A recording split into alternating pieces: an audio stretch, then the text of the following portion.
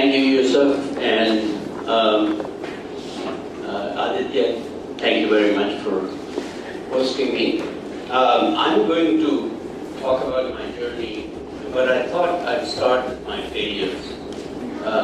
Most people start with, successes, but so I'm going to start with failures, a few words about how to manage failure. And when you have so many failures, you learn how to manage it. Took me a while. So that's my failures, starting from 1974 to 76. 2 companies that I did while I was a student at Rutgers. I had no business starting those, and they both failed one after another. I'll tell you very briefly, the first one I started because in the old days, we used to get a credit card when you joined the university, and with that came 3 or 4 checks, blank checks. And I was a student who was broke all the time, and I saw that. I said, oh my God, this is God sent this investment into my first company. So I started a company, and I did all the work myself, library and all that. And within a year, I spent it all, and I couldn't pay it back. So I went on a payment plan with the card company. I shut down the company. A little while later, a friend of mine said, you really did it wrong. You really needed to have at least half a dozen credit cards. So, and what the heck did I know? So we both applied for credit cards, and we had 3 or 4 credit cards each. And the goal was to spend the money from 3 credit cards and then use the others to pay the first one, Ponzi scheme. And so that didn't work, and we both went on a payment plan after that. So I don't recommend that. So moving forward, Surface Genesis was a company that was biomaterials. At the peak of .com, I said, I gotta have my own .com. That was a mistake. And I started that literally 4 months before the market crashed. So I spent the rest of the time laying people off and returning the remaining money back to the investors. Intrapace was an obesity company, and it really went pretty far. And that's the one company I felt pretty sad about. And Priya Medical was a women's health company, and nobody wanted to invest in that. So I invested, but that's it. So, and there was a company called Intella, which I put it here as a failure, but I also have it listed in my successes because I was able to pivot and change the products and ended up selling the company to a Japanese company, but I should never have started that company. It really gave me a lot of headaches, but made money for the investors, fine. So, Kenny Rogers' song, you gotta know when to hold them. This was the one I was really sad about. And this company, we actually developed a gastric stimulator, and it resulted in 20% body weight loss in less than a year. Published on that. We got it approved in Europe, and after that we couldn't raise money because 2008, the Lehman crash happened, and everything disappeared. So, and the next one, Surface Genesis, biomaterials company. I should never have started this. The licensing model for medical, in the medical device space, trying to license biomaterials, no medical device company wants to pay a license, a royalty or license fee. So I shut it down and moved the IP into InCube Labs, my research company. And the last one was the B2B company that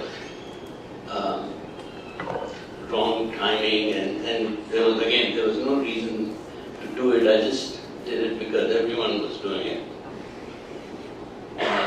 So that's the story.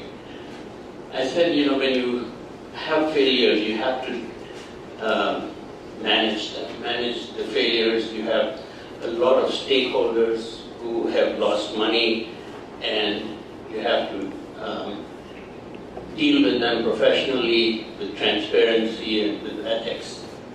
So bad news should be shared immediately. Investor communications becomes important. Legal has to be with you, legal and accounting. Take care of, if you have any employees left, take care of them. Deal with creditors who are not likely to get paid. And then deal with the landlord and other issues. IRS, you have to make sure that you shut the company down and properly so people can take a write-off. And monetize whatever you can. So these are just a few bullet points, but the list is much longer, and you really have to take care of your. So here is the rest of the story.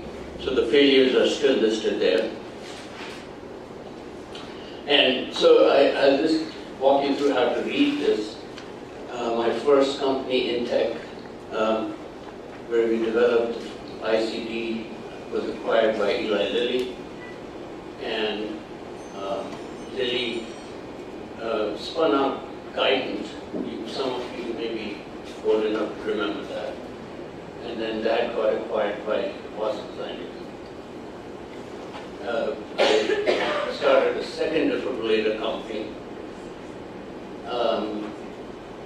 I got sued, the company got sued. Lilly was very unhappy, and but the company went on to be successful. Each one, so the next one I did, how many of you have purchased homes recently? There's a lock box that hangs on the door, that realtor hangs. And I got robbed by a realtor when I was selling my home in Pittsburgh, moving to California, and he or she stole my best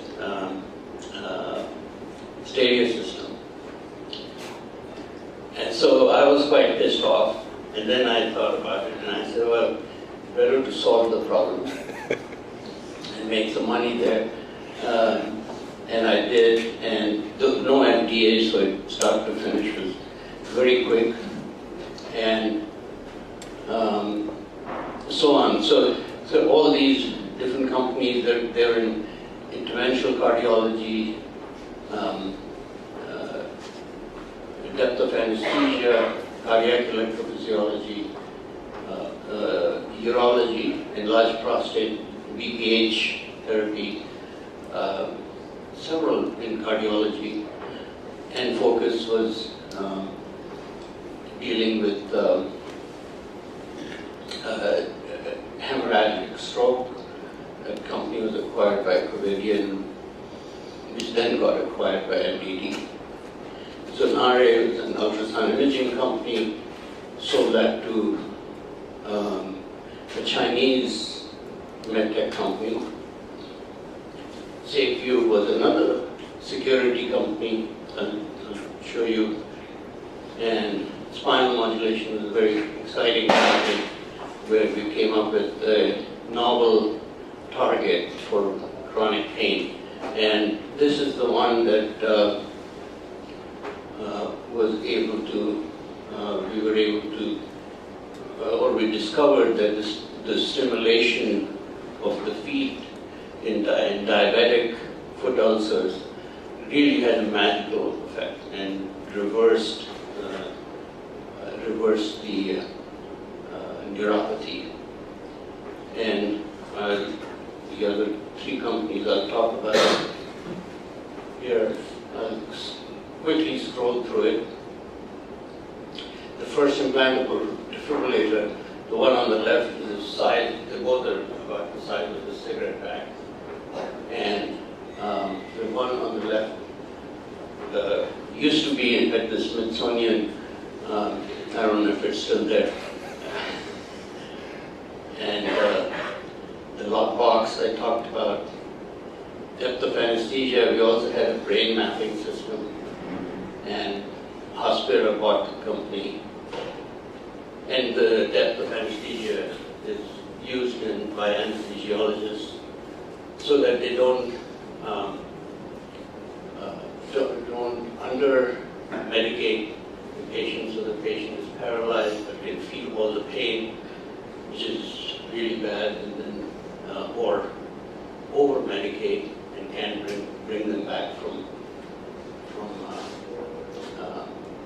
back to life. Cardiac Pathways is another important company, mapping and ablation for the treatment of ablation in the cardiac area for ventricular and atrial arrhythmias. Boston bought that. After 35 years, they're still marketing those catheters.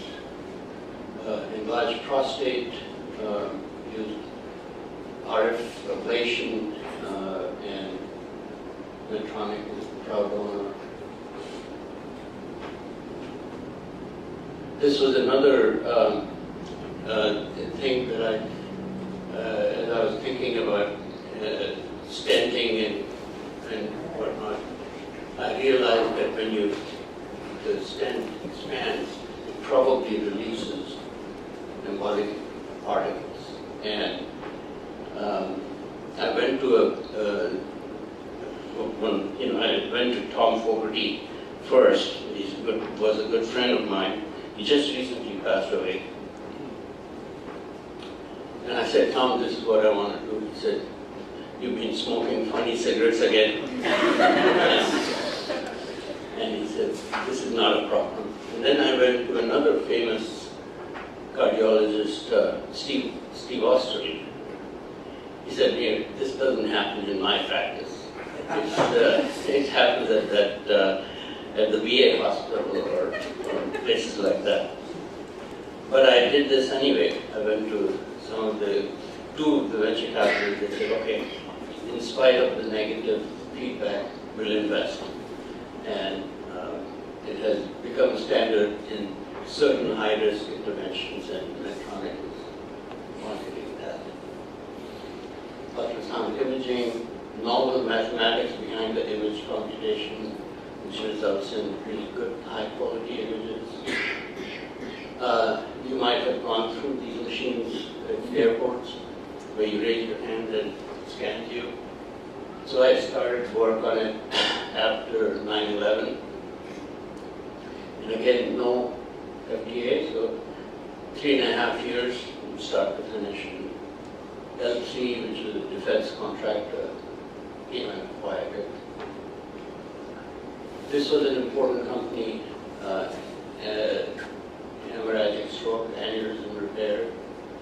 And left in the right panel there, you see the aneurysm within 30 minutes. What you see there, completely blocked. and they're selling quite a few of them. This was a very exciting chronic pain management company.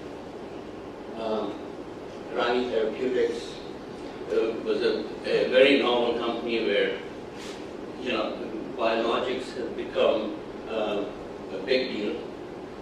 There are probably 70, 80 different biologics that have been approved. They're all injectable, most of them are.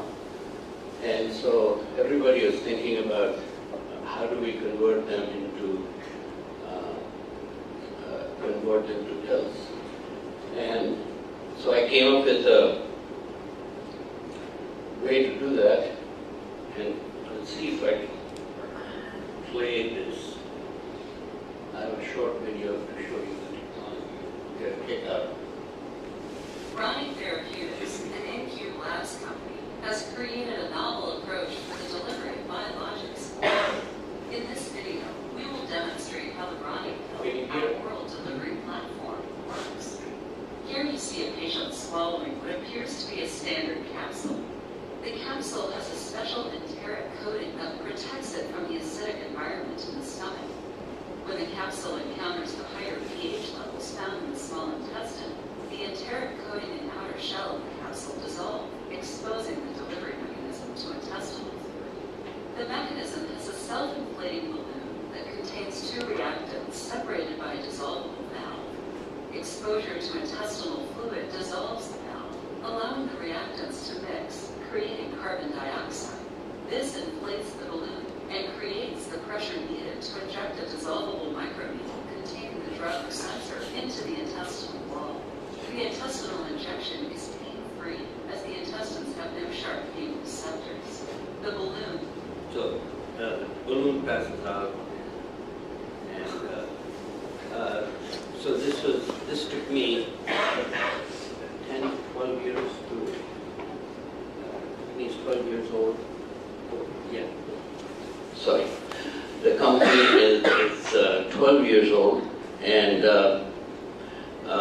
we have finally partnered with the division of Roche for a hemophilia drug to be delivered orally. And now we're having conversations with a number of pharma companies. They want to put their biologics on the platform. This was one of the hardest things I did from a technical standpoint.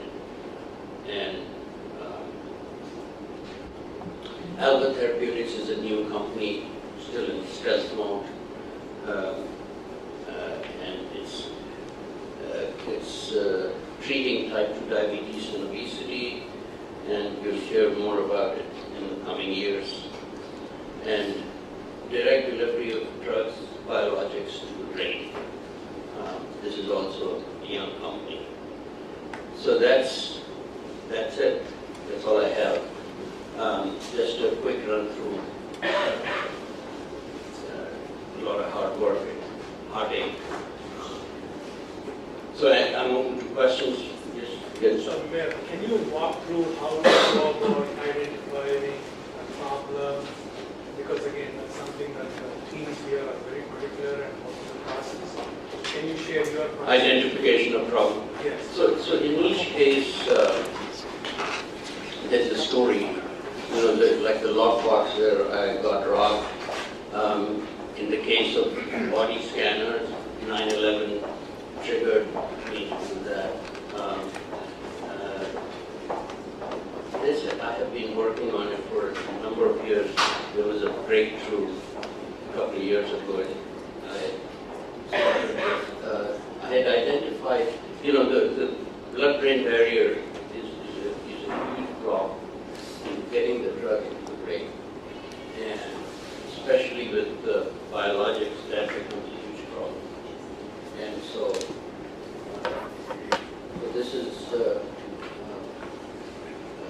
this should have approval, either, believe it or not, it's a 510(k). It's a fully implanted system. And Alva, I talked about, Rani, this thought came after a lunch I had with the CEO of United, who had come to visit me, and I asked him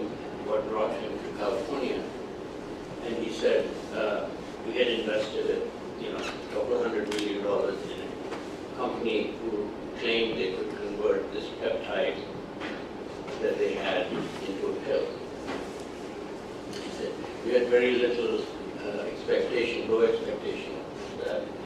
So I came here to shut down the company, have the last board dinner. I left that meeting thinking about, I had never thought of it, but I realized that that's a serious problem. And so this was started. Spinal modulation, chronic pain. Reading articles after articles on the existing pain therapies, spinal cord stimulators, the efficacy rate was about 50%.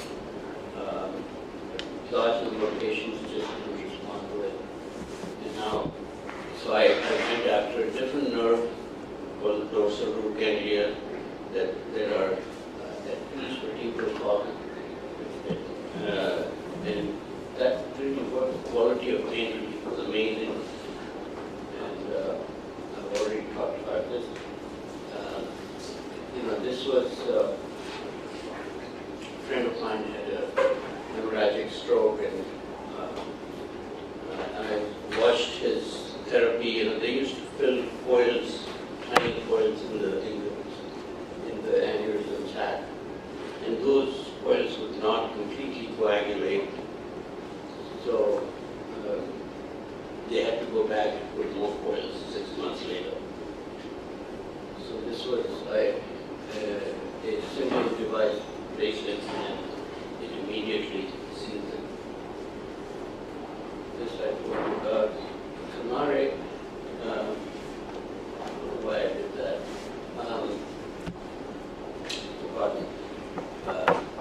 But it was, I had come up with some new mathematical construct to build the image. Corti surge, it was just a thought experiment that led to that. This was in medical school. I learned about a procedure called TURP, and this is a nasty procedure where you have a stainless steel straw with a sharp edge, and you ream the urethra, and the poor patient is peeing blood for weeks and serious adverse events after that, permanently. So this was more done in self-preservation than anything else.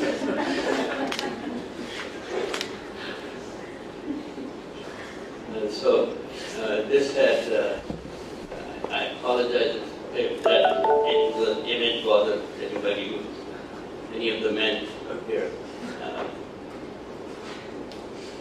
So cardiac pathways is the curative treatment ventricular arrhythmias that I developed the implantable way before, which would convert these the aberrant arrhythmias. And here, in this case, we could actually go in and cure the tachyarrhythmia. Here, a friend of mine, after a procedure, had come out of it with some brain deficit because the anesthesia had gone wrong, and he had brain deficit, and he also had a lot of pain during the surgical procedure. Robbed, and then this was a collaboration with the amazing cardiologist from Johns Hopkins. His best friend had died of sudden cardiac death, and there was no one to resuscitate him. So I met him, and he wanted to do a wearable vest defibrillator, and our conversation led to doing an implantable. The technology was not there, the capacitor technology wasn't there. battery technology was there. So I had to develop a number of these things. So that gives you a pretty cool idea. Yeah. Yeah, so you obviously thought starting in companies. I wanted to ask what's the main motivation behind it? You know, What do you enjoy the most? And you know, it has never been money. I don't really care about money. I have a pretty simple lifestyle and drive a pickup truck and no fancy cars. It's just, you know, the impact you can make on people's life. Yes. So a lot of people have ideas, but very few people have been able to get so many acquisitions. Is it because the first acquisition succeeded that they kept coming back to you? The companies don't care how many acquisitions you've had. They don't really care. So you have to be solving a problem that they really want to buy. And I don't go out and sell. I don't sell to pharma tech companies. Because when you go to sell something, it becomes a fire sale. It's not. It's never a good outcome. So in most of those companies, in almost all of them, they came to buy it. So because I'm happy to continue to build them. And you know, for example, the ultrasound imaging company, we took it to more than 100 million annual revenue, and a few other companies took to 10, 20, 30 million dollars. And then, you know, one of the things you notice that I've built companies in areas that no one had touched. And so for the large medtech companies, they see that not as competitive, but accretive or expanding the market. So you got your companies to revenues. Many of them. You were in revenue stage, and then they said, okay, yeah, we need it. Some of them were, for example, the neurovascular company. We were in the midst of clinical trial. We've done 26 patients. And one of the neurosurgeons who was PI, he spilled the beans to a Covidian rep saying, hey, this is an amazing technology and we're getting 100% success, blah, blah, blah. And the next thing I know, they're making an offer to buy it. So if they make an irrational offer, I'm always willing to listen. Yeah. What is advice you have for young entrepreneurs, given everything you've learned from our Just one advice. Pick the problem you want to solve carefully. Go after the big unsolved problems, not in incremental innovations, because you'll find incremental innovations happen in a crowded space where there are so many people. You have small incremental improvements in patient outcomes. Some of them have a big impact, but the vast majority of them. And it's a crowded IT space. It's hard to sell those companies. Is there ever been a time where a device that you've made or a trial that you've conducted has resulted in harm, and how do you process that when you're in a position where you're trying to build something? Yeah, you know, the first, sometimes, not to harm the patient, very careful, you know, especially when you're dealing with implantable devices and very brittle patients. The first IDE that was approved for the defibrillator, the FDA was quite worried that actually would happen. These patients had a high likelihood of going into sudden cardiac death, and that's why they were selected. But so we had them being monitored 24/7, auto monitored. They had arrhythmia episodes frequently, and first all I got was one of the patients had an arrhythmia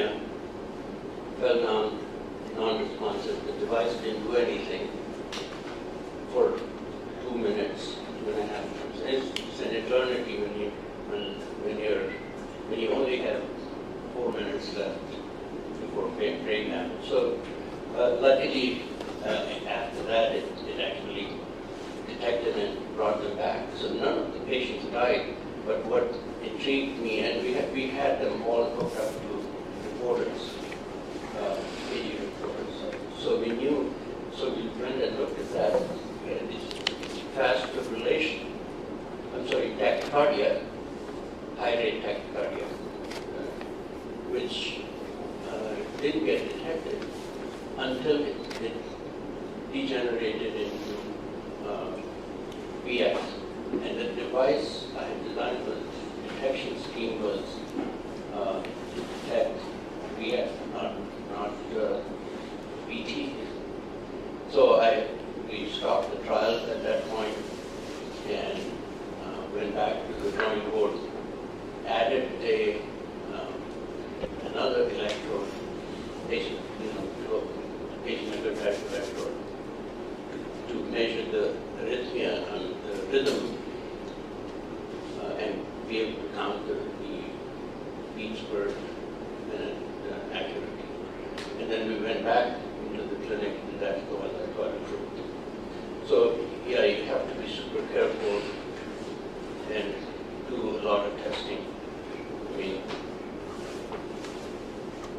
so most of the other things were not where the patient's life didn't depend on it.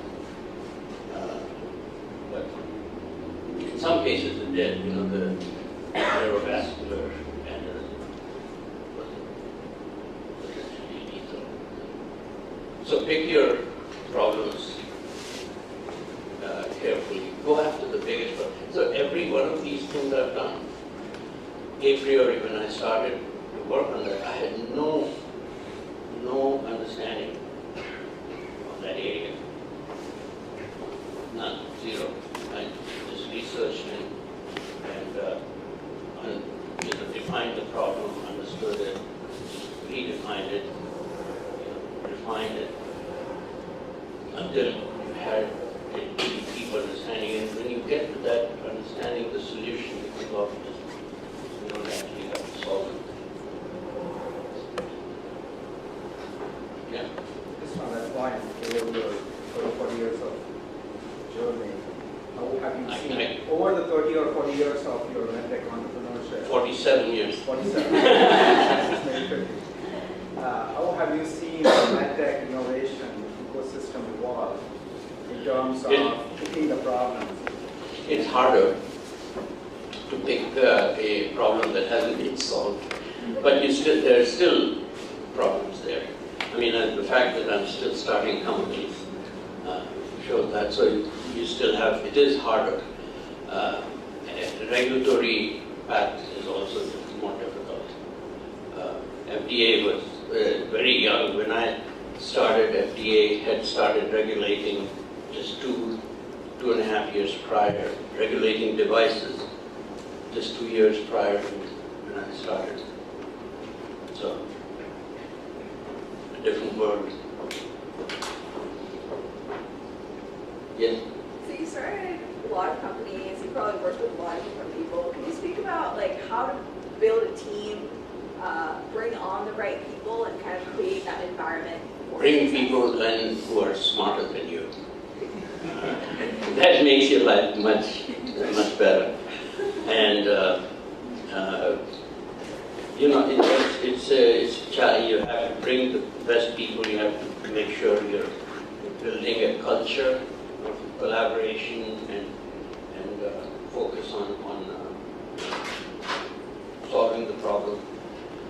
So you have to be very careful when you do that. And you'll make mistakes, but you have to solve those mistakes as quickly as you can. There is toxic employee that can really damage the whole organization. Yeah. You said there were a number of businesses that you had no business starting. Where in the development process were you able to discern that, and what do you think was the differentiating factor between those that some of them were very obvious, starting at .com, and then the market crashes. I had no choice. I got shut down. Surgeons and Bioengineering company. After I started that, I realized that the business model was not going to work. I didn't wait for it to not work, but a year into it, I decided to shut it down.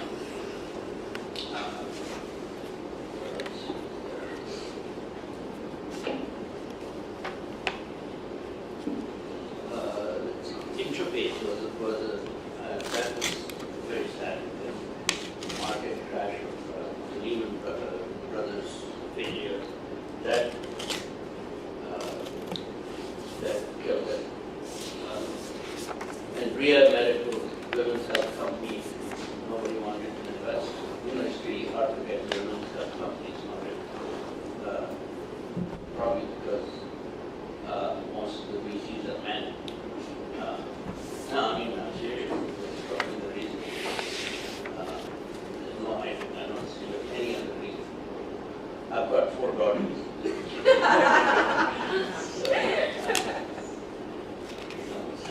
Yes. I was wondering if you were doing a couple $1 million right now.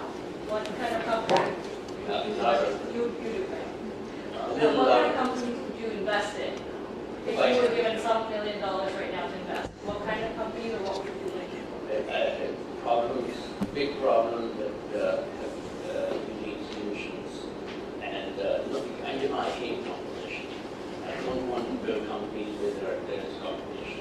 That's why you have one of those things, competition, and I don't like it. So I look for problems that have not been solved. The advantage of doing that is the IP landscape is key.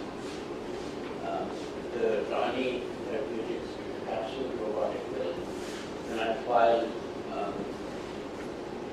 several cases.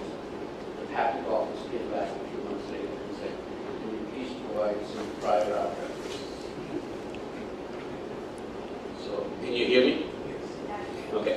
So can you please provide prior art references? They couldn't find any prior art. And so usually it's such a big open area you can get about very strong patents. Once you start receiving funding from like a VC firm or external sources, how does that change and shape or influence your values as a recipient of that? Yeah. So in the 80s and 90s, most of the VCs were operators. They had operating experience, they ran companies and then became VCs. And then in the 2000, a lot of the analysts and from Wall Street started becoming VCs. And they didn't have a clear, they didn't know how to analyze it other than financially. I mean, whenever one metric I had, if a VC asked me to provide 5-year pro forma revenue model, I never went back to them. At least not for the first round of funding.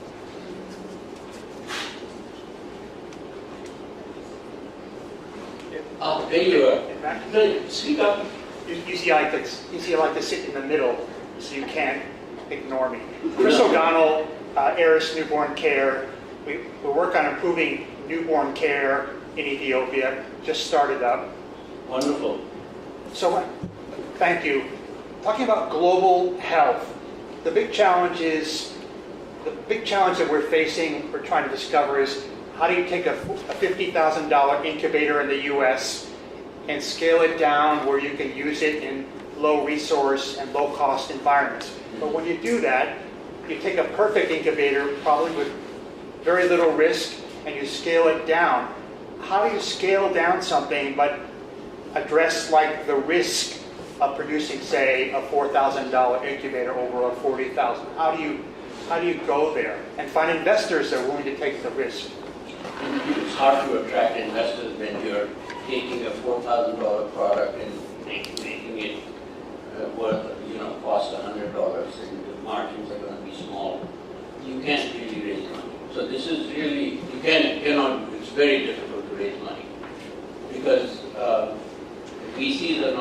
philanthropists.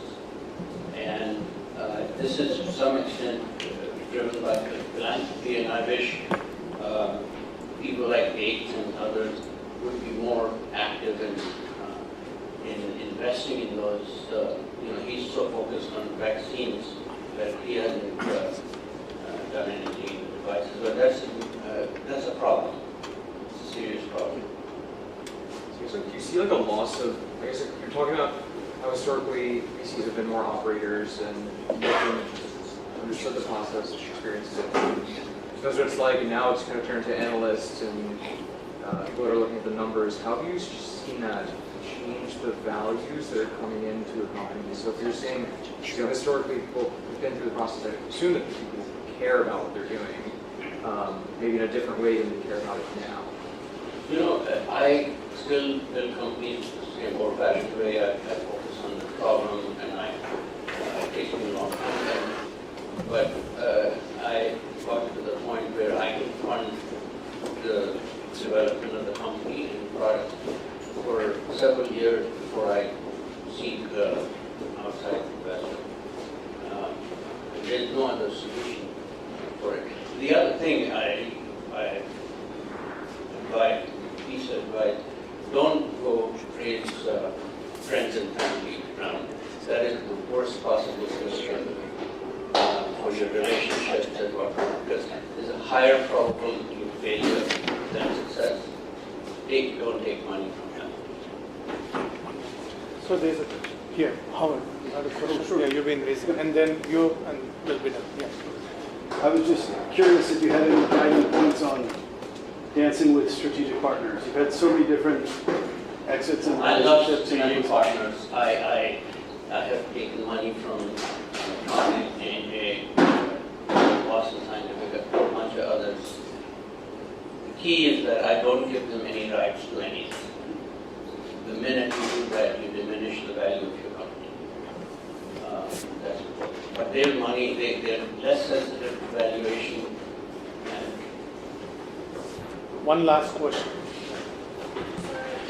So you also have demonstrated that you are in the forefront of technology and innovation, and you mentioned that it's easier for patentability in that space. But I was wondering how do you convince people of your new novel solution, and how do you support that evidence without it? you're talking about investors. So I don't go to them if my product is so novel. I just do it. And I also have a small venture fund that sometimes chips in. But I don't go to very novel thing. So what happens is they'll go and talk to physicians, KOLs, at their opinion, and they'll say, well, I don't know what he's trying to do is worth it. So you always get negative response. So make a lot of money in your first deal, and then you don't have a problem, right? Excellent way to end the conversation.